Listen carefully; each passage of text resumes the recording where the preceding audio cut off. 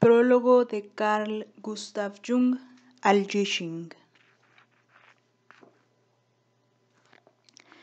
Puesto que no soy sinólogo, una presentación del libro de las mutaciones, escrita por mí, habrá de constituir un testimonio de mi experiencia personal con este libro grande y singular. Se me brinda así, además, una grata oportunidad para rendir homenaje una vez más a la memoria de mi desaparecido amigo, Richard Wilhelm. Él mismo tenía honda conciencia de la importancia cultural de su traducción del Jishing, versión sin igual en Occidente.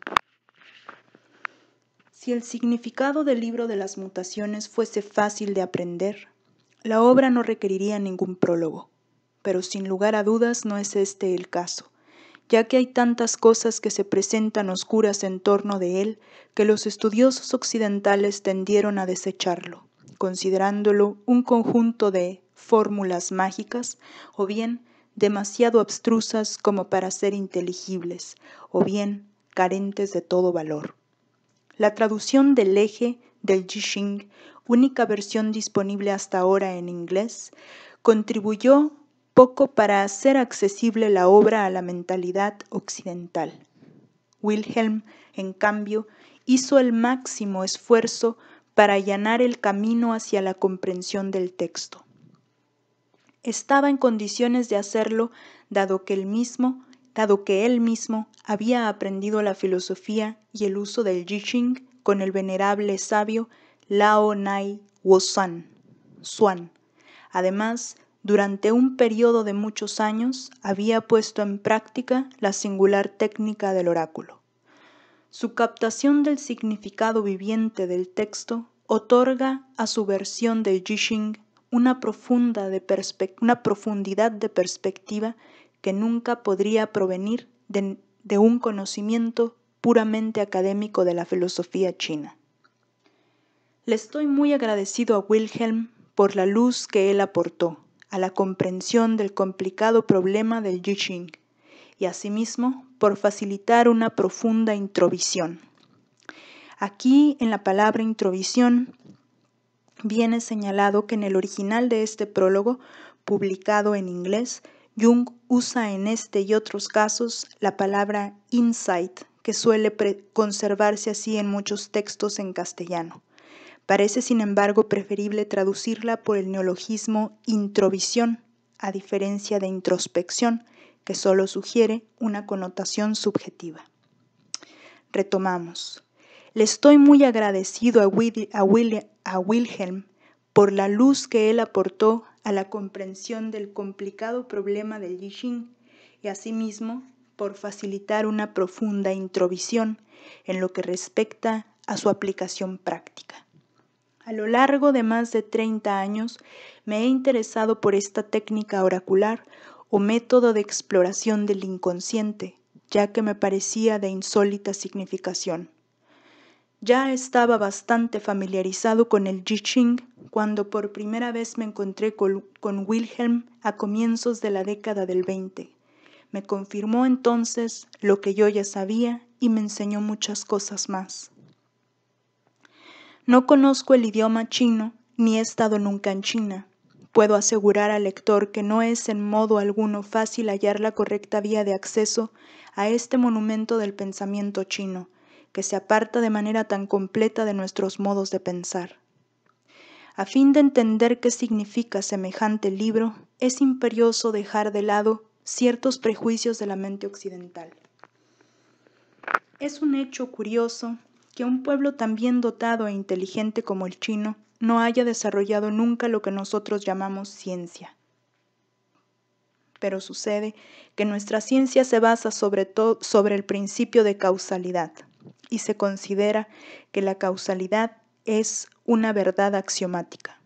No obstante, se está produciendo un gran cambio en nuestro punto de vista.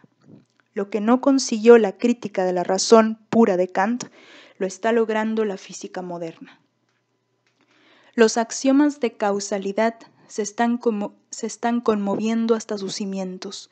Sabemos ahora que lo que llamamos leyes naturales son verdades meramente estadísticas que deben, por lo tanto, necesariamente, dejar margen a las excepciones. Todavía no hemos tomado lo bastante en cuenta el hecho de que necesitamos de laboratorio, con sus incisivas restricciones, a fin de demostrar la invariable validez de las leyes naturales. Si dejamos las cosas a merced de la naturaleza, vemos un cuadro muy diferente.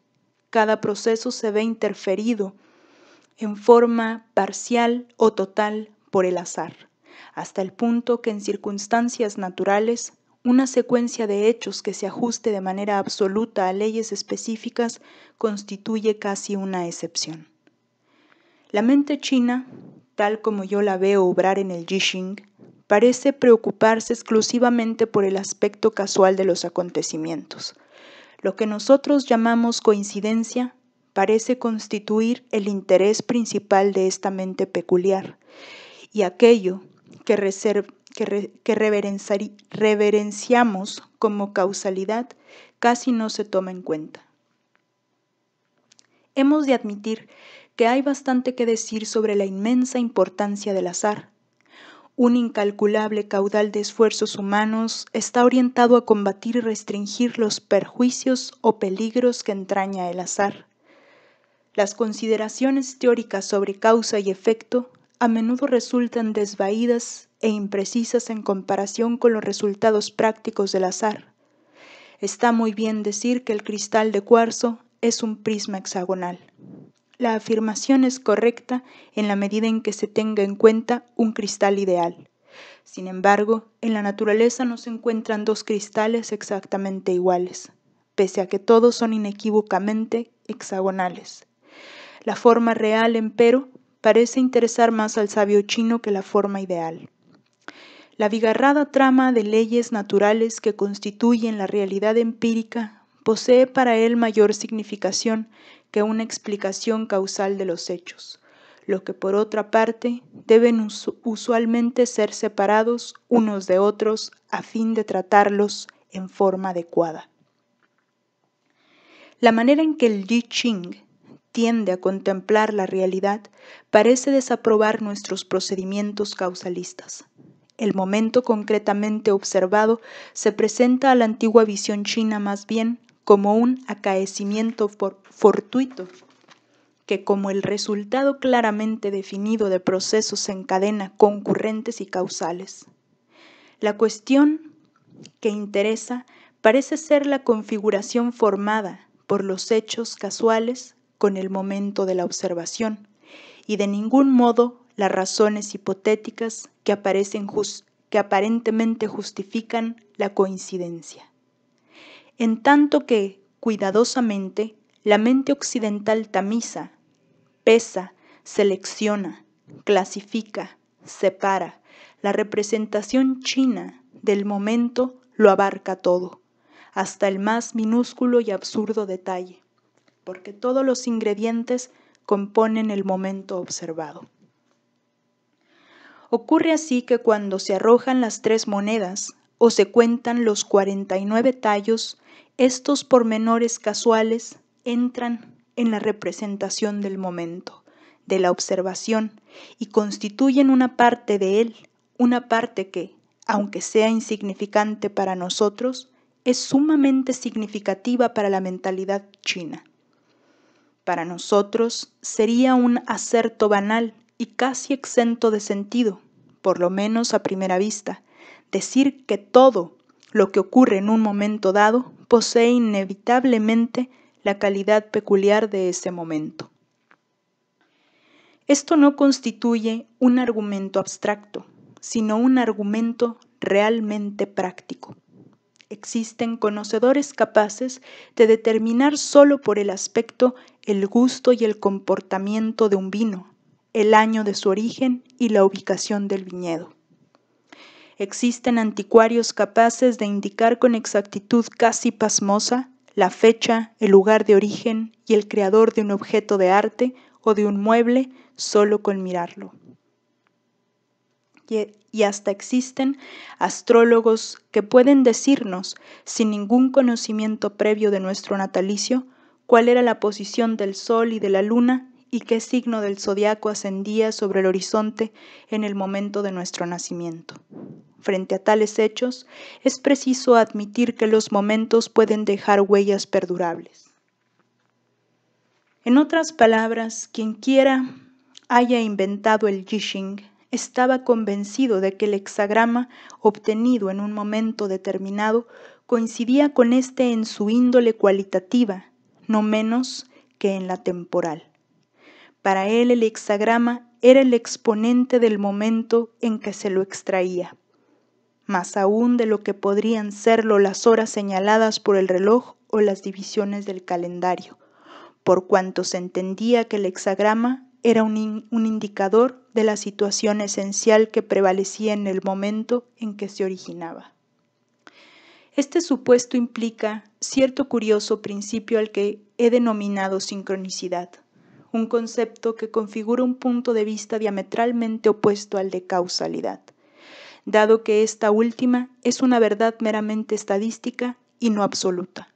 Constituye una suerte de hipótesis de trabajo acerca de la forma en que los hechos se desarrollan uno a partir de otro, en tanto que la sincronicidad considera que la coincidencia de los hechos en el espacio y en el tiempo significa algo más que un mero azar, vale decir, una peculiar interdependencia de hechos objetivos, tanto entre sí como entre ellos y los estados subjetivos, psíquicos del observador o los observadores.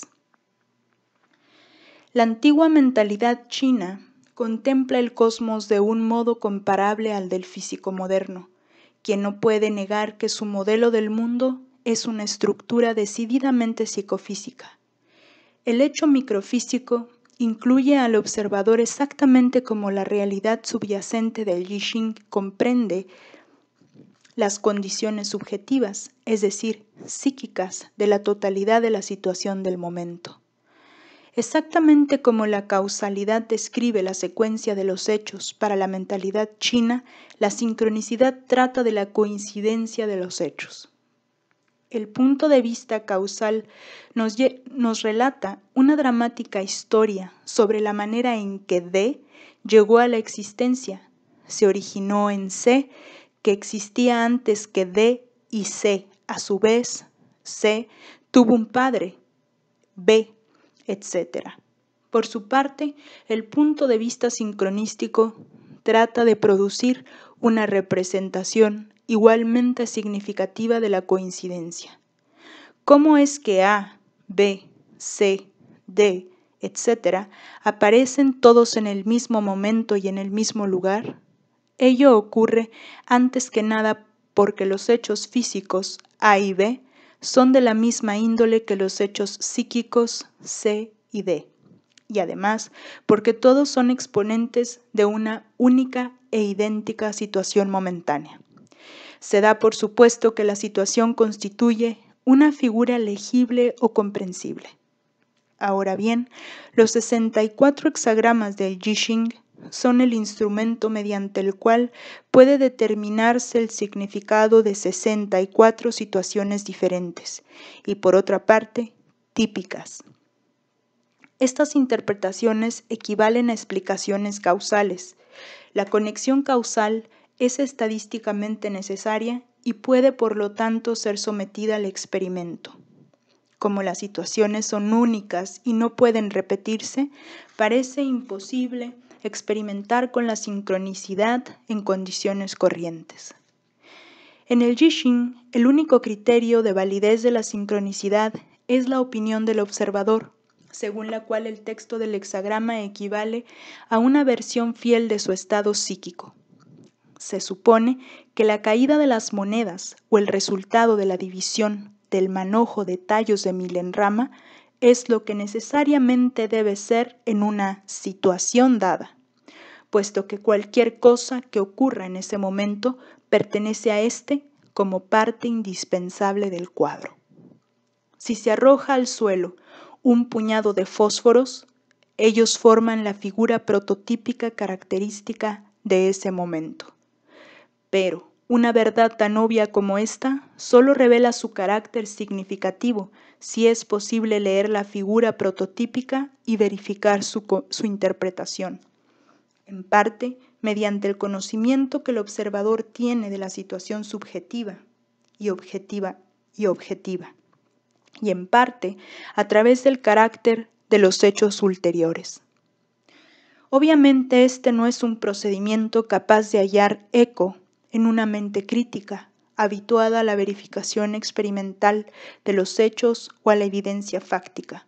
Pero para alguien que se complace en contemplar el mundo desde el ángulo en que lo veía la antigua China, el I Ching puede ofrecer cierto atractivo. Por supuesto, la argumentación que acabo de exponer jamás halló cabida en una mente china. Por el contrario, conforme a la antigua tradición, se trata de agentes espirituales que, actuando de un modo misterioso, hacen que los tallos de Milenrama den una respuesta significativa. Estas potencias constituyen, por así decirlo, el alma viviente del libro. Este es, así, una suerte de ente animado y, en consecuencia, la tradición llega a afirmar, sin más, que uno puede hacerle preguntas al I Ching y aguardar respuestas inteligentes. Se me ocurrió, por lo tanto, que al lector no iniciado podría interesarle ver al I Ching operando. Con ese propósito, realicé un experimento acorde con la concepción china. En cierto modo personifiqué al libro, solicitando su criterio sobre su situación actual, o sea, sobre mi intención de presentarlo a la mentalidad de Occidente. Si bien este procedimiento encuadra perfectamente en las premisas de la filosofía taoísta, a nosotros se nos antoja por demás extravagante. Sin embargo, a mí nunca me ha escandalizado ni siquiera lo insólito de los delirios demenciales o de las supersticiones primitivas. Siempre he tratado de mantenerme desprejuiciado y curioso. Rerum novarum cupidus. ¿Por qué no osar un diálogo con un antiguo libro que alegra ser un ente animado? No puede haber daño alguno en ello, y el lector así puede observar un procedimiento psicológico que ha sido puesto en práctica infinitas veces a lo largo de los milenios de la civilización china y que representó para hombres de la talla de Confucio o un Lao Tse una suprema expresión de autoridad espiritual, tanto como un enigma filosófico.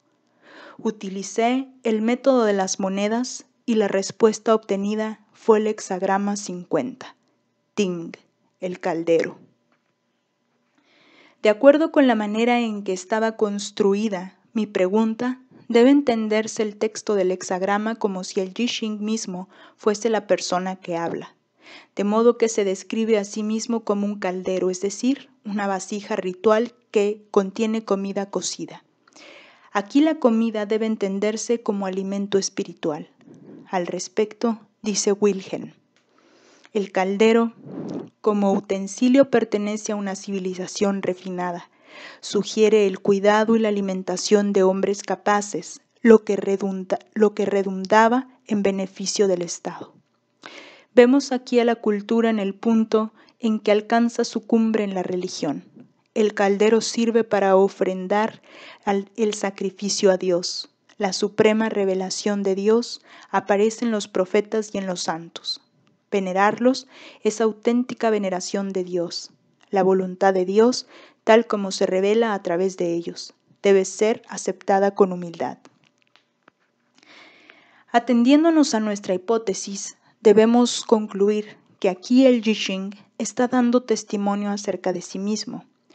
Cuando alguna de las líneas de un hexagrama dado tiene el valor de 6 o 9, ello significa que se la acentúa especialmente y que por lo tanto tiene importancia para la interpretación.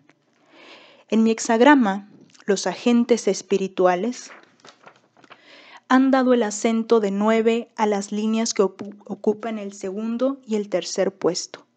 El texto reza: 9 en el segundo puesto significa: en el caldero hay alimento. Mis compañeros sienten envidia pero no pueden nada contra mí. Ventura. Así, el Jishin dice de sí mismo: contengo alimento espiritual, puesto que el participar en algo grande siempre despierta envidia. El coro de los envidiosos es parte del cuadro. Los envidiosos quieren despojar al Jishin de su gran posesión, es decir, tratan de despojarlo de significado o de destruir su significado. Pero su enemistad es en vano.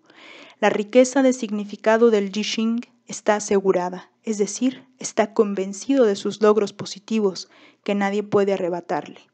El texto continúa. 9 en el tercer puesto significa: el asa del caldero está alterada. 1 está trabado en su andanza por la vida. La grasa del faisán no se come. Solo al caer la lluvia se agotará el arrepentimiento. Finalmente llega la aventura. El asa en alemán es Griff con doble F, y la parte por la cual puede asirse, gegriffen. El ting, significa por lo tanto el concepto Begriff que uno tiene del Jishin, el ting. En el decurso del tiempo, este concepto aparentemente ha cambiado, de modo que hoy ya no podemos asir aprender, begreifen. Ya no podemos aprender el Jishin. Por lo tanto, uno está trabado en su andanza por la vida. Ya no estamos sustentados por el sabio consejo y la profunda introvisión del oráculo. Por ello, ya no encontramos nuestro rumbo a través de las intrincadas sendas del destino y las tinieblas de nuestra propia naturaleza. La grasa del faisán, es decir, la parte mejor y más preciada de un buen plato, ya no se come. Pero cuando al fin la tierra sedienta recibe nuevamente la lluvia, es decir, cuando ese estado de necesidad ha sido superado, el arrepentimiento, es decir, el pesar por la pérdida de la sabiduría, cesa y llega entonces la oportunidad largamente anhelada. Wilhelm comenta: esta es la descripción de un hombre que en medio de una cultura altamente evolucionada se encuentra en un lugar en el que nadie repara en él ni lo reconoce. Este es un serio obstáculo para su eficacia. El Jishin se queja, por así decirlo, de que sus excelentes cualidades no sean reconocidas y por lo tanto permanezcan improductivas. Se conforma con la esperanza de que haya próximo a recuperar el público reconocimiento. La respuesta dada en estas dos líneas destacadas a la pregunta que yo formulé al Jishin no requiere ninguna particular sutileza interpretativa, ni artificios, ni conocimientos inusuales. Cualquiera que posea un poco de sentido común puede comprender el significado de la respuesta. Es la respuesta de alguien que tiene una buena opinión de sí mismo, pero cuyo valor no es generalmente reconocido, ni siquiera ampliamente conocido. El sujeto que responde tiene un concepto interesante acerca de sí mismo. Se ve a sí mismo como una vasija en la que se brinda a los dioses las ofrendas sacrificiales, el alimento ritual para nutrirlos. Se concibe a sí mismo como un utensilio de culto destinado a proveer alimento espiritual a los elementos o fuerzas inconscientes, agentes espirituales, que han sido proyectados como dioses, en otras palabras, destinado a prestar a esas fuerzas la atención que necesitan a fin de desempeñar su papel en la vida del individuo. En verdad, este es el significado primero de la palabra religio, una cuidadosa observancia y consideración de lo luminoso. El método del Jishin, en verdad, toma en consideración la oculta calidad individual de cosas y hombres, así como también de nuestra propia mismidad inconsciente. Interrogué al Jishin como se interroga a una persona a la que nos disponemos a presentar a nuestros amigos. Uno pregunta si ello le resultara agradable o no.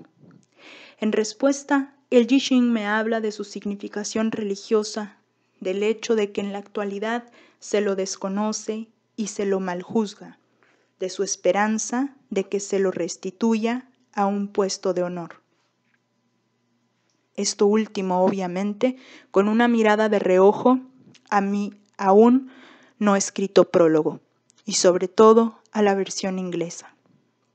Esta parece ser una reacción perfectamente comprensible, tal como la que podría esperarse también de una persona en situación similar. Pero ¿cómo vino a surgir esta reacción? En virtud de arrojar yo al aire 3 pequeñas monedas, dejándolas caer, rodar y detenerse en posición de cara o seca, según fuera el caso.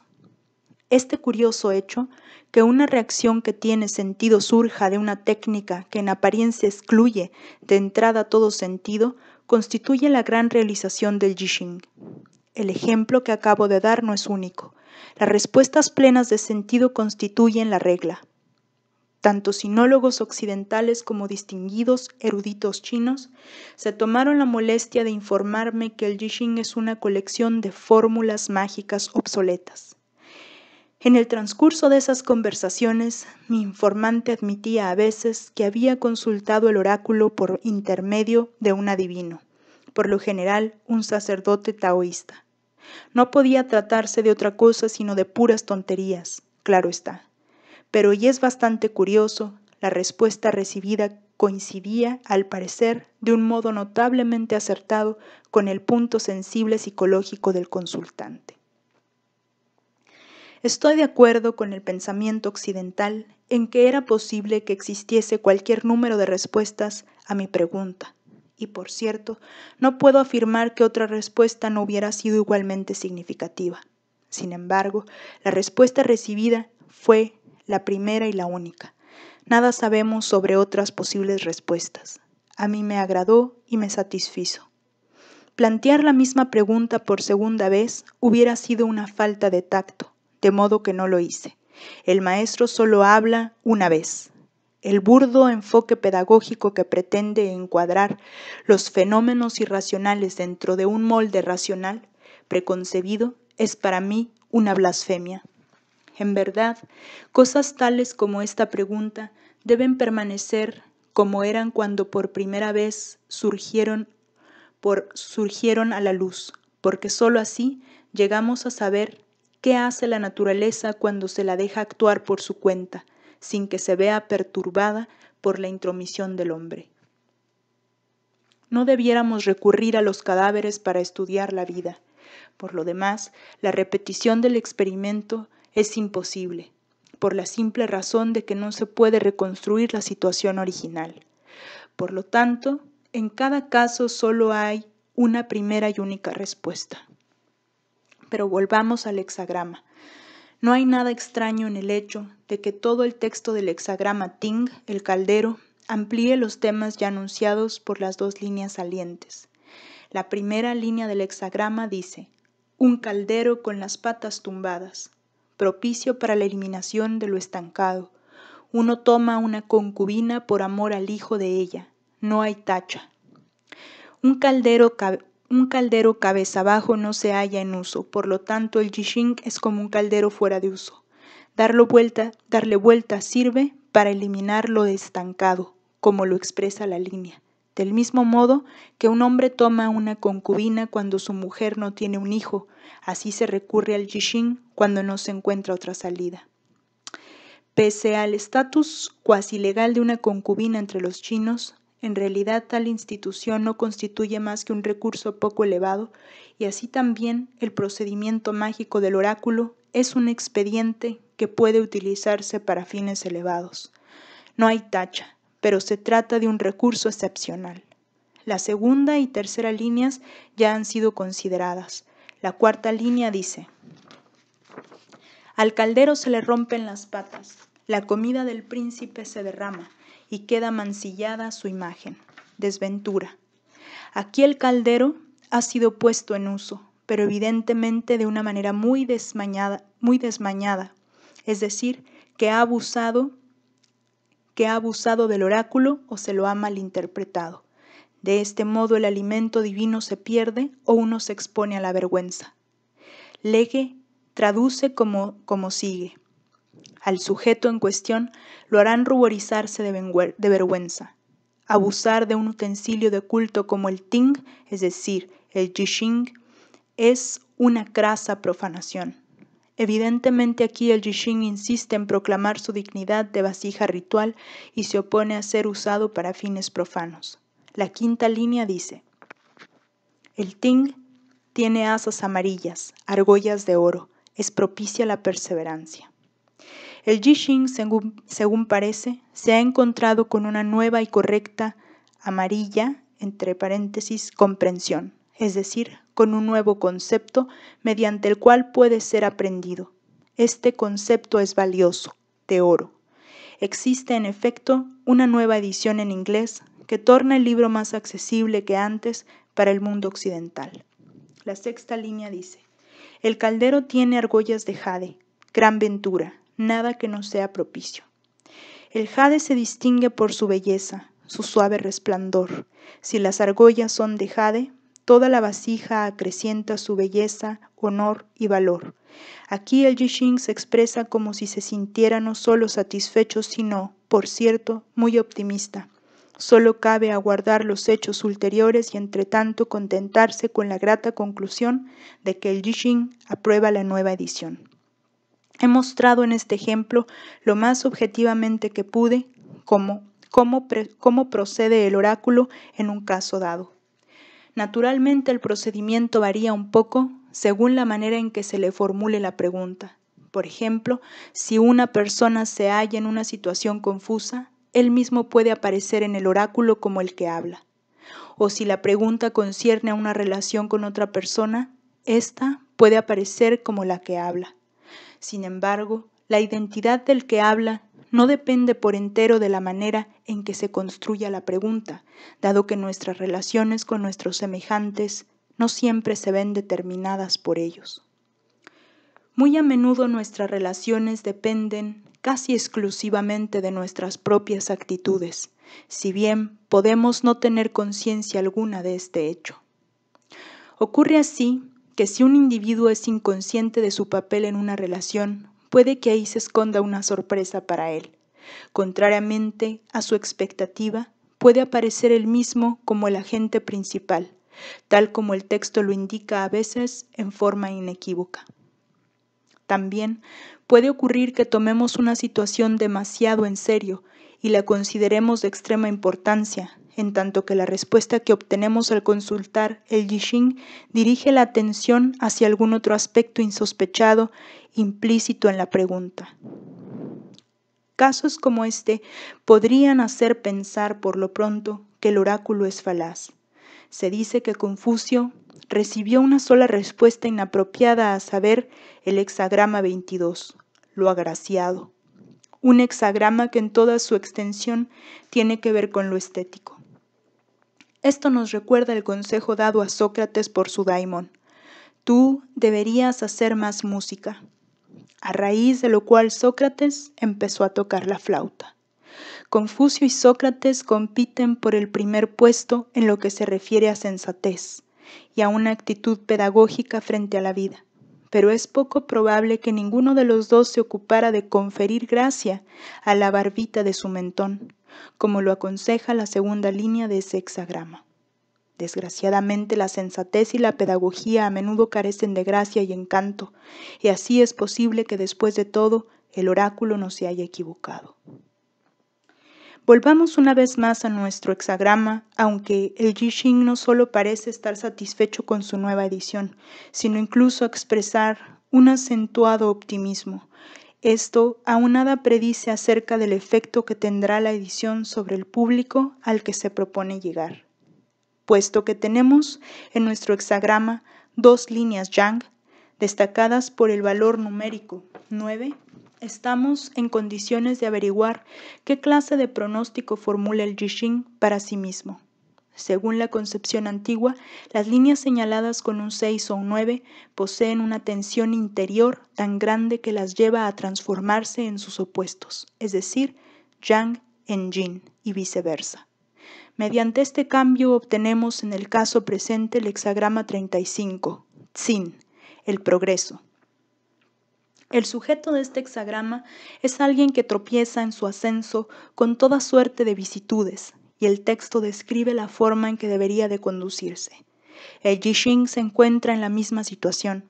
Se eleva como el sol y se da a conocer, pero es rechazado y no halla confianza. Se lo ve progresando, pero apesumbrado. Sin embargo, uno obtiene gran felicidad de su antepasada. La psicología puede ayudarnos a dilucidar este pasaje oscuro. En los sueños y en los cuentos de hadas, la abuela o antepasada a menudo representa el inconsciente, ya que éste contiene en el hombre el componente femenino de la psiquis. Si el Yixing no es aceptado por la parte consciente, por lo menos el inconsciente lo acepta a medias, y el Yixing está más estrechamente conectado con el inconsciente que con la actitud racional de la conciencia. Dado que el inconsciente a menudo aparece representado con los sueños por una figura femenina, tal puede ser la explicación en el caso presente. La persona femenina podría ser la traductora que ha brindado al libro sus cuidados maternales, y esto muy bien podría parecerle al Yixing una gran felicidad. El Yixing anticipa la comprensión general, pero teme ser mal usado. Progresa como una comadreja. Pero está atento a la advertencia. No te tomes a pecho ganancia y pérdida. Permanece libre de móviles no imparciales. No se lanza contra nadie. Por lo tanto, el Yixing encara su futuro en el mercado librero norteamericano con calma y se expresa aquí tal como lo haría cualquier persona sensata con respecto al destino de una obra tan controvertida. Esta predicción es tan razonable y está tan llena de sentido común que sería difícil pensar en una respuesta más atinada. Todo esto ocurrió antes de haber escrito yo los párrafos que anteceden. Al llegar a este punto, quise conocer la actitud del Yixing frente a la nueva situación. El estado de las cosas había sido alterado por lo que yo había escrito en la medida en que yo mismo había entrado ahora en escena, y por lo tanto esperaba saber algo sobre mi propia acción. Debo confesar que mientras escribía este prólogo no me sentí demasiado feliz, ya que como persona con sentido de responsabilidad hacia la ciencia no acostumbro a afirmar algo que no puedo probar o por lo menos presentar como una cosa aceptable para la razón. Es, por cierto, una tarea problemática tratar de presentar a un público moderno y dotado de sentido crítico un conjunto de arcaicas fórmulas mágicas con la intención de volverlas más o menos aceptables. Emprendí la tarea porque yo mismo pienso que hay en el antiguo modo de pensar chino más de lo que está a la vista. Pero me resulta embarazoso tener que apelar a la buena voluntad y a la imaginación del lector, dado que debo introducirlo en la oscuridad de un arcaico ritual mágico. Desgraciadamente, conozco demasiado bien los argumentos que pueden esgrimirse en contra de él. Ni siquiera sabemos con certeza si el barco que ha de llevarnos por sobre los mares ignotos no hace agua por algún lado. ¿No estará corrompido el viejo texto? ¿Es correcta la traducción de Wilhelm? ¿No nos embelezamos a nosotros mismos con nuestras propias explicaciones? El Yixing insiste de un extremo a otro de su texto en la necesidad del conocimiento de sí mismo.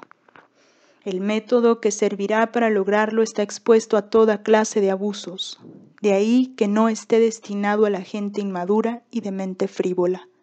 Tampoco es adecuado para intelectualizantes y racionalistas.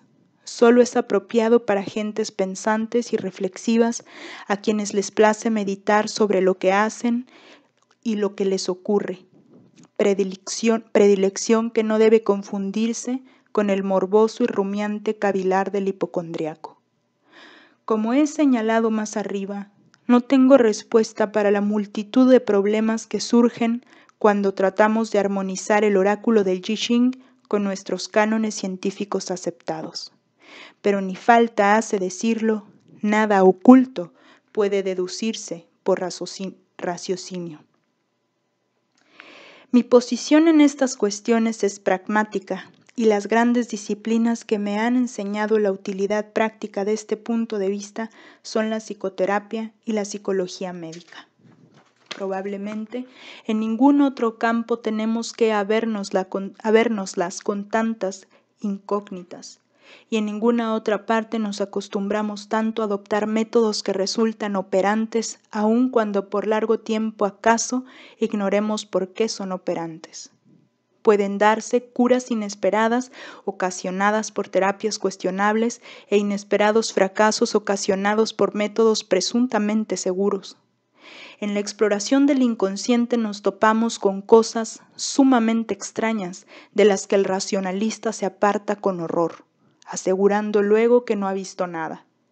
La plétora irracional de la vida me ha enseñado a no descartar nada jamás, aun cuando vaya contra todas nuestras teorías, de tan breve perduración en el mejor de los casos, o bien no admita ninguna explicación inmediata.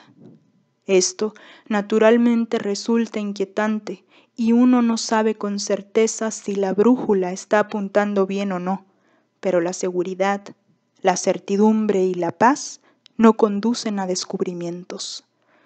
Lo mismo ocurre en este método chino de adivinación. Es obvio que la finalidad del método es el conocimiento de sí mismo, aun cuando en todas las épocas también se lo ha usado en un sentido supersticioso. Yo, por supuesto, estoy absolutamente convencido del valor del autoconocimiento, pero ¿tiene algún objeto recomendar semejante introvisión cuando los hombres más sabios a través de las edades han predicado sin éxito su necesidad? Aún para la mirada más prejuiciosa resulta obvio que este libro representa una larga exhortación a una cuidadosa indagación de nuestro propio carácter, actitud y motivaciones. Esta posición encuentra resonancia en mí y me indujo a emprender el prólogo. Antes, en una sola ocasión, había manifestado algo en relación con el problema del Yixing. Fue en un discurso conmemorativo en homenaje a Richard Wilhelm. Fuera de esto, me he mantenido un discreto silencio. No es nada fácil percibir cuál es nuestro propio camino para penetrar en una mentalidad tan remota y misteriosa como la que subyace en el Yixing. No se puede dejar de lado sin más a espíritus tan grandes como Confucio y Lao Tse, por poco que uno sea capaz de apreciar la calidad del pensamiento que ellos representan. Mucho menos es posible pasar por alto el hecho de que el Yixing constituyó para ambos su fuente principal de inspiración. Sé que anteriormente no me hubiera atrevido a expresarme en forma tan explícita sobre una cuestión tan incierta. Puedo correr el riesgo porque estoy ahora en mi 8ª década y las cambiantes opiniones de los hombres ya apenas me impresionan. Los pensamientos de los viejos maestros tienen para mí mayor valor que los prejuicios filosóficos de la mente occidental. No quiero abrumar al lector con estas consideraciones personales, pero como ya lo señalé, a menudo nuestra propia personalidad está implicada en la respuesta del oráculo. De hecho, al formular mi pregunta en realidad, invité al oráculo a comentar directamente mi acción. La respuesta fue el hexagrama 29, Can, lo abismal. Se da especial énfasis al tercer puesto, al acentuarse la línea señalada con un 6. Esta línea expresa adelante y atrás, abismo sobre abismo. En un peligro como este, detente primero y espera. De lo contrario, caerás en un foso dentro del abismo. No actúes así. Anteriormente, yo hubiera aceptado de modo incondicional esta advertencia. No actúes así. Y me hubiera negado a dar mi opinión sobre el Yixing, por la simple razón de que no tenía ninguna. Pero ahora el consejo puede servir como ejemplo del modo en que funciona el Yixing. Es un hecho, si uno se pone a pensar en ello, que los problemas que ofrece el Yixing representan, por cierto, abismo sobre abismo, e inevitablemente uno debe detenerse primero y esperar, frente a los peligros de una especulación exenta de restricciones y de crítica. De otro modo, uno realmente extraviará su camino en las tinieblas. Puede haber una posición intelectual más incómoda que la de flotar en la nebulosa de posibilidades no probadas, sin saber si lo que uno ve es verdad o ilusión. Es esta la atmósfera cuasi onírica del Yixing, y uno no encuentra en ella nada de lo cual pueda fiarse, salvo el propio juicio subjetivo tan falible. No puedo dejar de reconocer que esta línea representa de modo muy acertado la sensación con que escribí los párrafos que anteceden. Igualmente apropiadas resultan las reconfortantes palabras iniciales de este hexagrama. Si eres sincero, tendrás éxito en tu corazón, porque indican que lo decisivo aquí no es el peligro exterior, sino la condición subjetiva, es decir, si uno cree ser sincero o no. El hexagrama compara la acción dinámica de esta situación con el comportamiento del agua en su fluir, que no siente temor ante ningún lugar peligroso, sino que se lanza sobre los arrecifes y llena los fosos que encuentra en su curso. Can también significa agua. Esta es la manera en que actúa el hombre noble que desempeña el oficio de enseñar. Can es sin duda uno de los hexagramas menos agradables. Describe una situación en la que el sujeto parece hallarse en grave peligro de caer en toda clase de trampas. Así como al interpretar un sueño es preciso seguir el texto de éste con la máxima exactitud, al consultar al oráculo hay que tener presente la forma de la pregunta planteada, ya que la misma pone un límite definido a la interpretación de la respuesta. La primera línea del hexagrama indica la presencia del peligro. En el abismo uno cae en un foso. La segunda línea hace lo mismo y luego agrega el consejo. Uno debe esforzarse para alcanzar solo las cosas pequeñas. Aparentemente yo me anticipé al consejo, al limitarme en este prólogo a una demostración sobre la forma en que el Yixing funciona según la mente china, y al renunciar al proyecto más ambicioso de escribir un comentario psicológico sobre todo el libro. La cuarta línea dice: un jarro de vino, un cuenco de arroz por añadidura, vasijas de barro, simplemente brindadas a través de la ventana. No hay tacha en ello en modo alguno. Wilhelm hace al respecto el siguiente comentario. Aunque por regla general se acostumbra que un funcionario ofrezca ciertos obsequios de presentación y entregue recomendaciones antes de ser designado, aquí todo está simplificado al máximo. Los obsequios son pobres, no hay nadie que lo apadrine, uno se presenta a sí mismo, y sin embargo, nada de esto tiene por qué resultar humillante, con tal que exista la intención honesta de ayudarse mutuamente en el peligro. Parecería que el libro fuese, en alguna medida, el sujeto de esta línea. La quinta línea continúa el tema de la limitación. Si estudiamos la naturaleza del agua, veremos que ésta llena una cavidad solo hasta el borde y luego la rebasa. No permanece aprisionada allí. El abismo no se llena hasta desbordar, solo se llena hasta el borde. Pero si tentados por el peligro, y justamente a causa de la incertidumbre, insistiéramos en convencernos a la fuerza mediante empeños especiales, tales como complejos comentarios, etc., solo nos empantanaríamos en la dificultad que la línea al tope describe con mucha precisión como un estado de atadura y prisión. Por cierto, la última línea a menudo señala las consecuencias que se producen cuando uno no se toma a pecho el significado del hexagrama. En nuestro hexagrama tenemos un 6 en el tercer puesto. Esta línea yin de tensión creciente que transmuta en una línea yang y produce así un nuevo hexagrama que muestra una nueva posibilidad o tendencia. Tenemos ahora el hexagrama 48, Tsing, el pozo de agua. De modo que la cavidad llena de agua ya no significa peligro, sino más bien algo útil, un pozo. Así el hombre noble alienta a la gente en su trabajo y la exhorta a ayudarse mutuamente. La imagen de gentes que se ayudan mutuamente parecería referirse a la reconstrucción del pozo, ya que éste se encuentra derruido y lleno de lodo. Ni siquiera los animales beben de él. Hay peces viviendo en el pozo y se los puede alcanzar a tiros, pero el pozo no se utiliza para beber, es decir, para las necesidades humanas. Esta descripción recuerda el caldero, dado vuelta y fuera de uso, que ha de recibir nueva argolla. Este pozo, como el caldero, quedó limpio, pero nadie bebe de él. Este es el pesar de mi corazón, porque uno podría sacar agua de él. La peligrosa cavidad llena de agua o el abismo aludían al Yixing, e igual lo hace el pozo, pero este tiene un sentido positivo, contiene las aguas de la vida, debe ser restituidos a su uso. Sin embargo, uno no tiene un concepto sobre él, ni utensilio alguno para extraer el agua. El cántaro está roto y pierde. El caldero necesita nuevas asas y argollas para que se lo pueda asir, y así también el pozo debe volverse a revocarse porque contiene un manantial claro y fresco del que se puede beber. Se puede sacar agua de él porque es digno de confianza.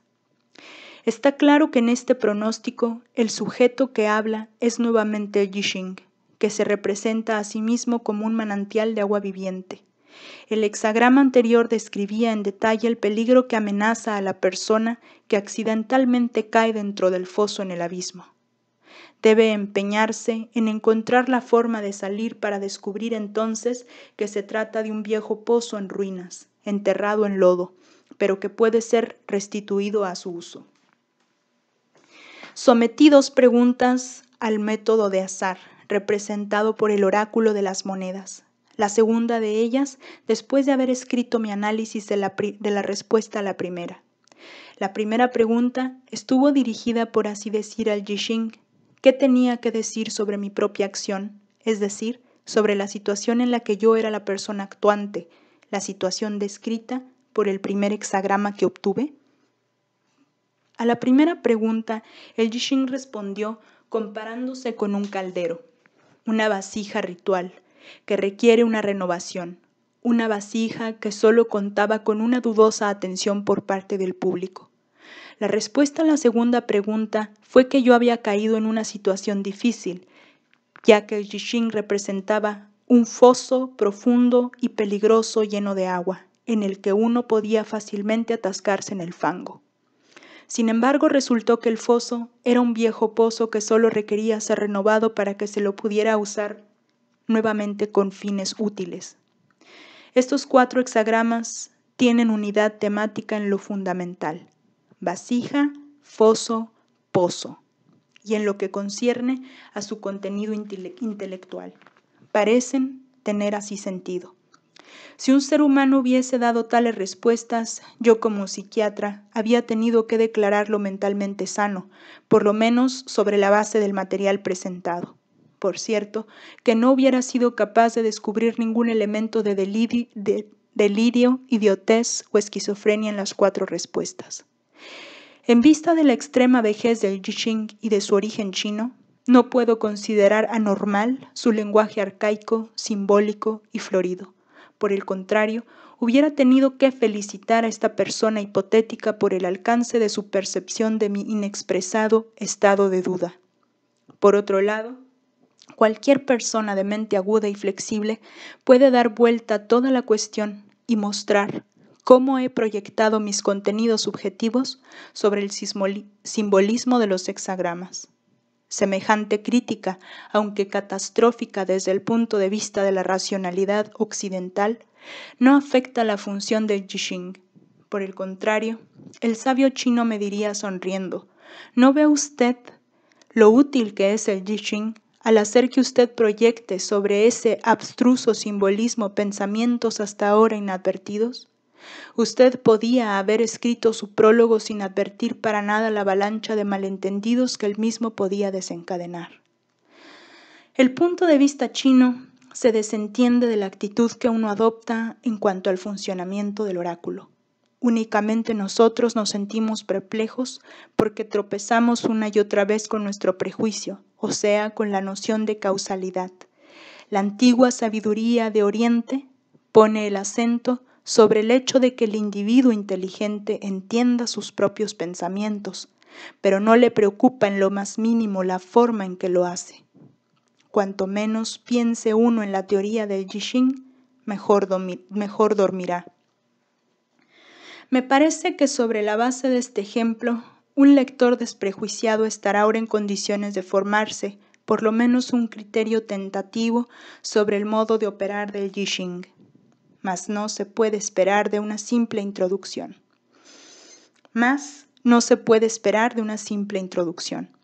Si mediante esta demostración he conseguido dilucidar la fenomenología psicológica del Jixing, habré logrado mi propósito. En cuanto a las 1000 preguntas, dudas y críticas que este libro singular suscita, yo no puedo contestarlas. El Jixing no se ofrece acompañado de pruebas y resultados, no alardea ni es fácil de abordar. Como si fuera una parte de la naturaleza, espera hasta que se lo descubra. No ofrece hechos ni poder, pero para los amantes del autoconocimiento, de la sabiduría, si los hay, parece ser el libro indicado. Para alguno, su espíritu aparecerá tan claro como el día, para otro, umbrío como el crepúsculo, para un tercero, oscuro como la noche. Aquel a quien no le agrade no tiene por qué usarlo, y aquel que se oponga a él no está obligado a hallarlo verdadero.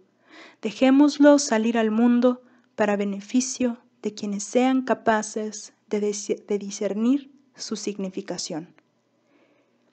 Jung, Zúrich, 1949.